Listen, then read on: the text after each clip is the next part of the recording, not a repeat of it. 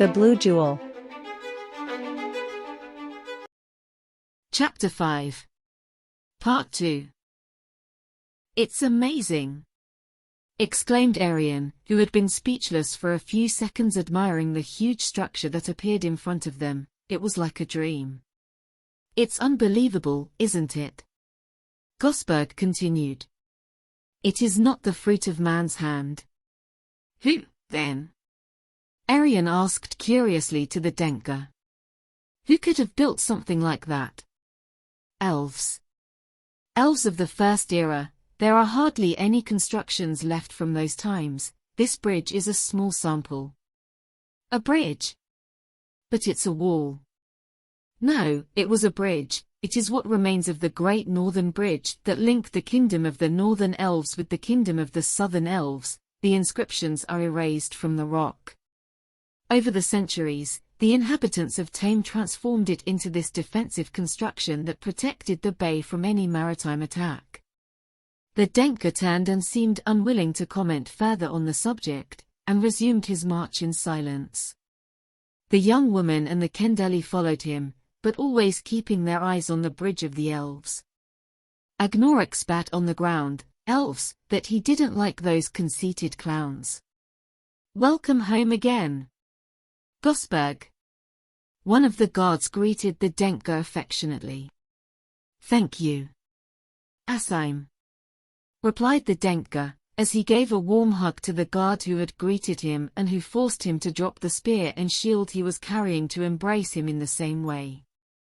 "Gosburg, I hope you have succeeded in your mission. The king is in a worse and worse mood and the situation is starting to get serious for everyone." The Denker smiled nonchalantly again, and this reassured Asian. "Don't worry, this is easier than beating you at cards." The two guards smiled at the Denker's remark, but it was only Asian who addressed the Denker. "Yes, you wouldn't stop plucking even your mother. Damn Denker." And the trio smiled again. Before the astonished gaze of Arian, Agnorak and the Kendeli watched the scene from a distance. The half-orc did not like card games since as women used to create a lot of trouble. "No, I would leave my mother with a jacket to get dressed, but she would never end up naked." The Denker joked again, and the three of them laughed out loud again, but Gosburg regained his composure and said goodbye to the two guards. "Well, I have business to attend to inside, so I must leave you. Just one thing. Those two women who accompany you, who are they?" "They are the solution to the problem that afflicts our beloved king." And without another word to the two guards, they let Gosburg and his companions into the villa. It was a simple two-story rectangular palace with large windows surrounded by small gardens. Once they reached the entrance door to the building, they advanced with determination. Gosburg seemed not to hesitate at any time. His three companions, however, were increasingly nervous. Many of the people he met on his way greeted the Denker, but he passively returned the greeting with a simple gesture of his hand and did not respond to anyone's greetings. Seeing how people allowed this attitude of the Denker without giving it much importance, as something usual in Gosburg. Some even took it as a joke.